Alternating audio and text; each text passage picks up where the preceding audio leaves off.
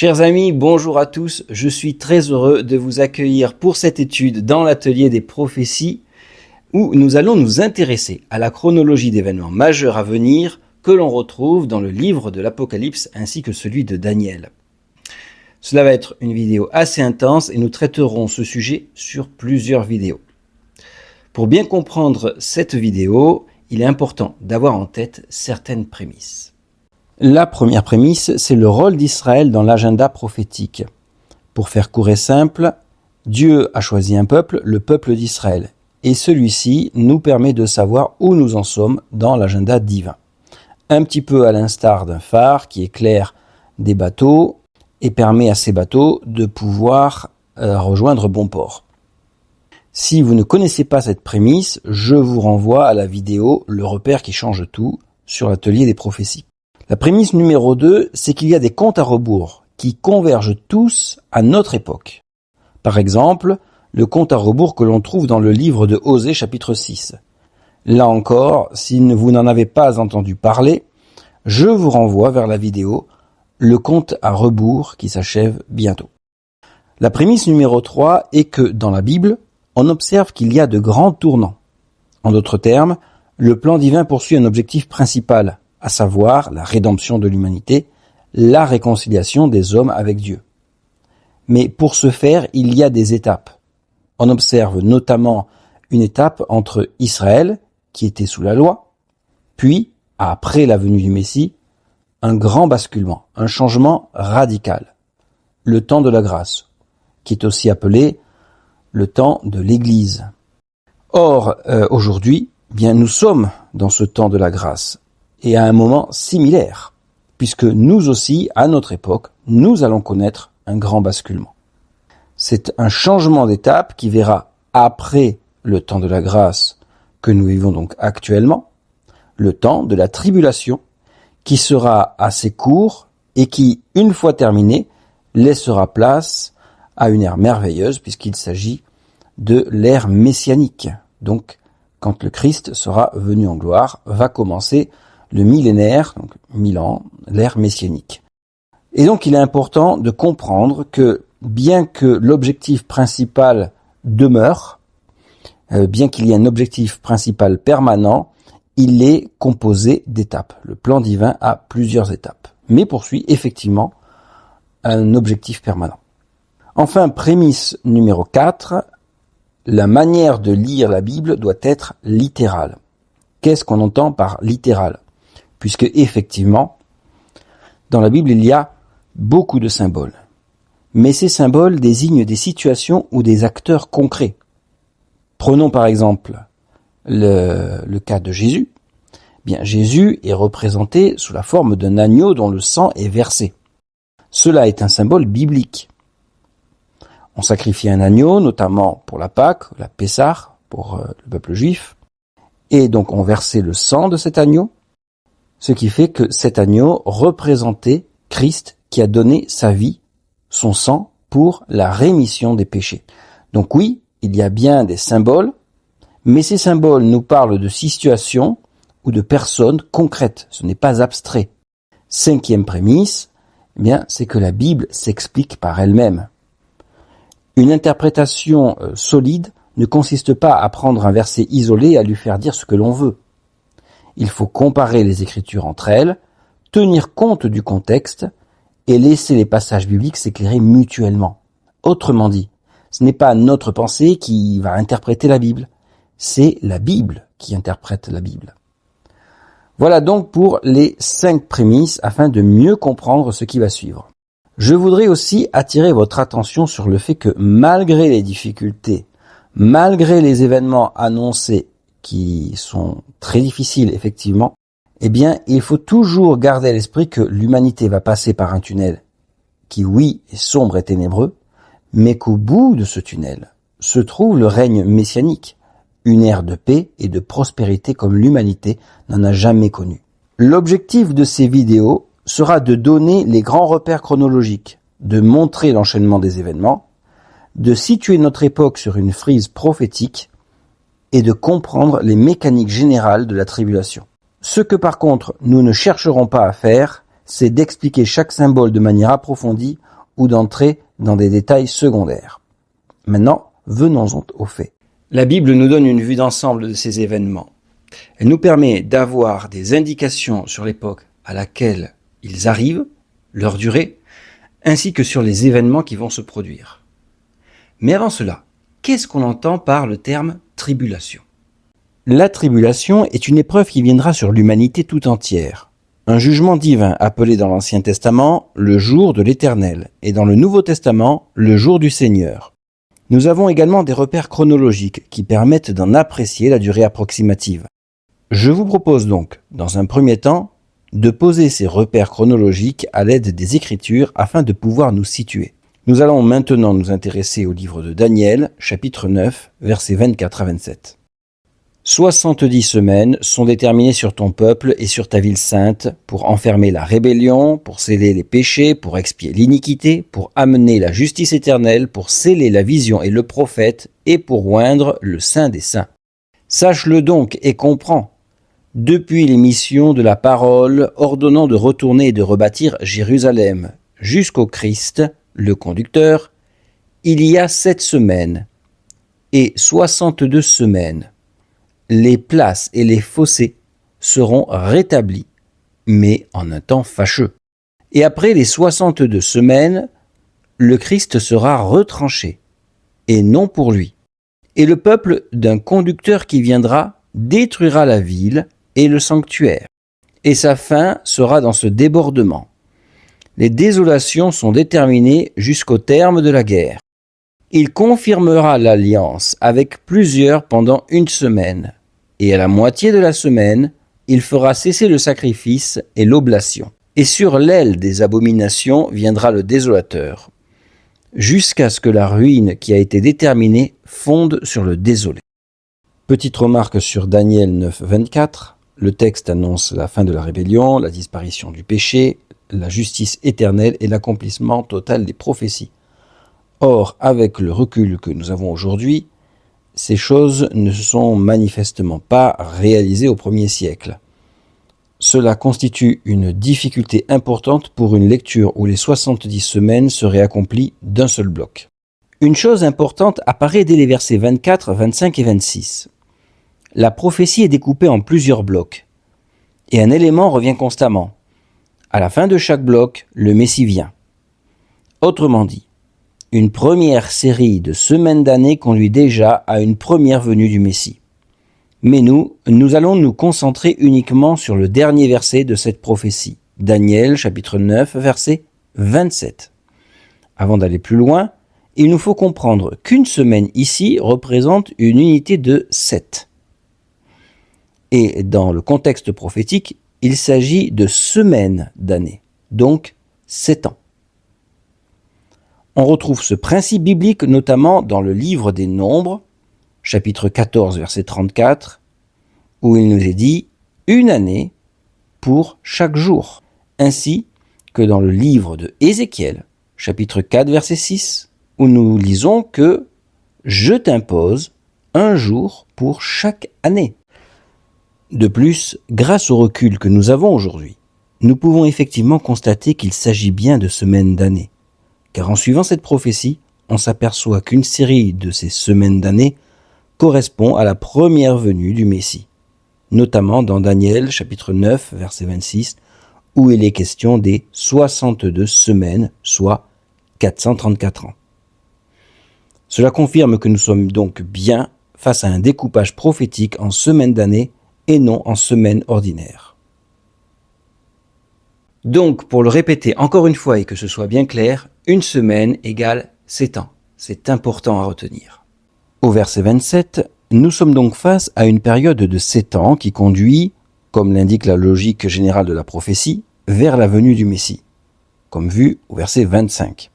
Le livre dans lequel nous nous trouvons actuellement, le livre de Daniel, est centré sur Israël. Mais cela ne signifie pas que cette prophétie ne concerne qu'Israël. Car Israël joue un rôle de repère dans l'agenda divin. En observant ce qui concerne Israël, nous obtenons aussi des informations sur ce qui va arriver au reste du monde. Et nous savons où nous en sommes dans la progression du plan divin. Autrement dit, une prophétie centrée sur Israël peut nous renseigner sur notre propre époque. Et si nous savons que cela concerne notre époque, ce n'est pas dû au hasard. Nous l'avons vu à travers plusieurs éléments. Les comptes à rebours bibliques déjà étudiés, les signes annoncés dans l'Ancien Testament, dans le Nouveau Testament, dans l'Apocalypse, ainsi que certains éléments géopolitiques directement liés à Israël. Tous ces éléments, lorsqu'on les prend ensemble, convergent vers une même réalité et ne désignent qu'une seule époque, la nôtre. C'est précisément pour cette raison qu'il est important de comprendre les prémices évoquées au début de cette vidéo. Donc nous venons de voir qu'une période de 7 ans se dessine devant nous, puisque nous avons encore la venue du Messie en gloire, ce qui est confirmé en Matthieu chapitre 24, verset 30, et Apocalypse chapitre 1, verset 7, que nous allons lire. Alors le Fils de l'homme apparaîtra dans le ciel, et alors toutes les tribus de la terre se lamenteront. Et elles verront le Fils de l'homme venant sur les nuées dans le ciel, avec puissance et avec une grande gloire. Voici, il vient avec les nuées, et tout œil le verra, même ceux qui l'ont percé. Et toutes les tribus de la terre se lamenteront à cause de lui. Oui, Amen.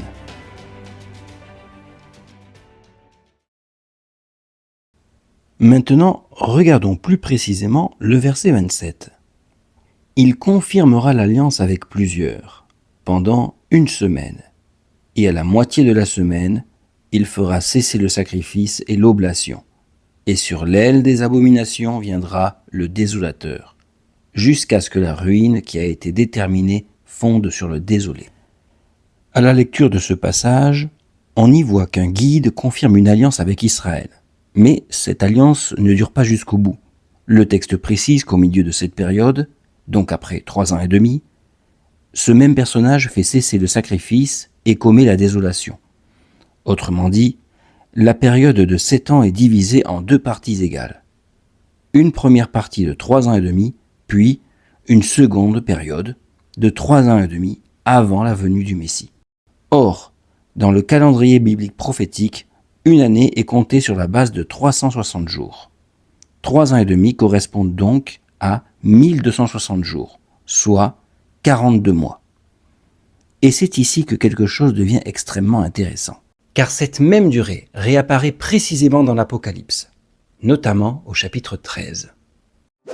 Pour rappel, dans Daniel, nous voyons un guide, un dirigeant, qui conclut une alliance, puis qui, au milieu de cette alliance, devient un désolateur. Eh bien, nous allons voir maintenant qu'Apocalypse, chapitre 13, décrit exactement la même mécanique.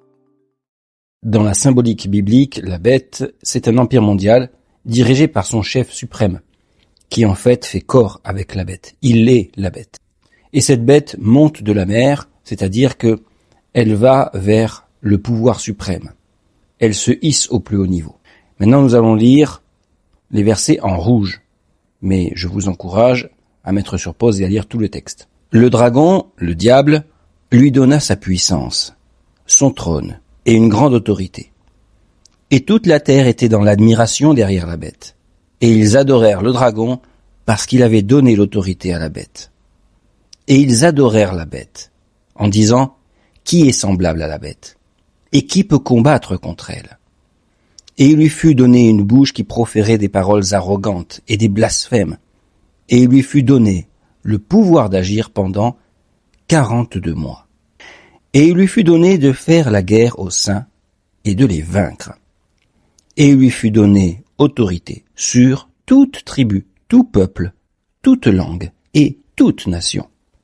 Et tous les habitants de la terre l'adoreront.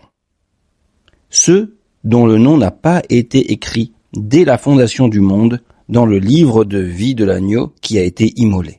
Je vais me permettre de marteler, de répéter les idées les plus fortes pour avoir une compréhension optimum, car c'est vraiment les fondements de la chronologie des événements à venir que nous abordons maintenant. Donc, dans Apocalypse chapitre 13, que constate-t-on? On retrouve exactement la même durée, 1260 jours, autrement dit 42 mois. Mais cette fois-ci, nous obtenons davantage d'informations sur ce personnage. Il ne s'agit plus simplement d'un guide apparaissant brièvement dans une prophétie.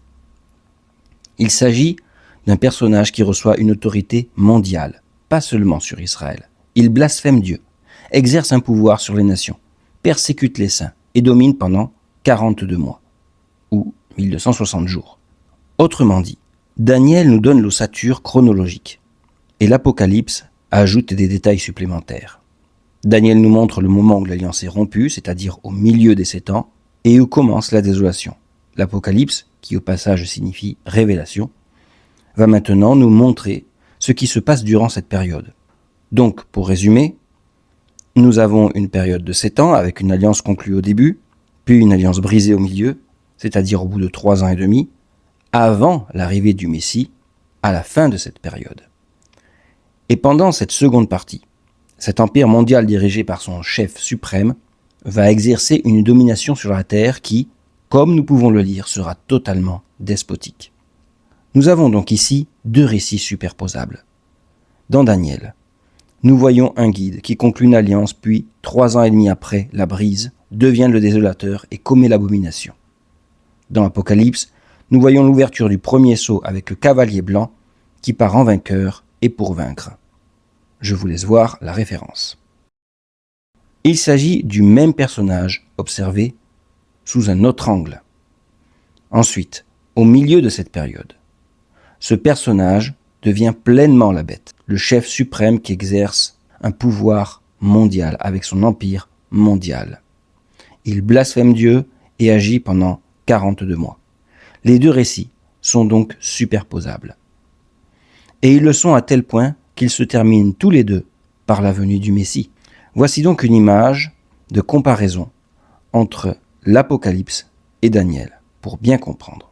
On y voit un cavalier blanc qui sort en vainqueur afin de vaincre. Dans Daniel, ce personnage correspond au guide qui va confirmer une alliance, puis 3 ans et demi plus tard, va briser cette alliance, commettre l'abomination et devenir le désolateur. Et ce faisant, il devient aussi le chef suprême de cet empire mondial.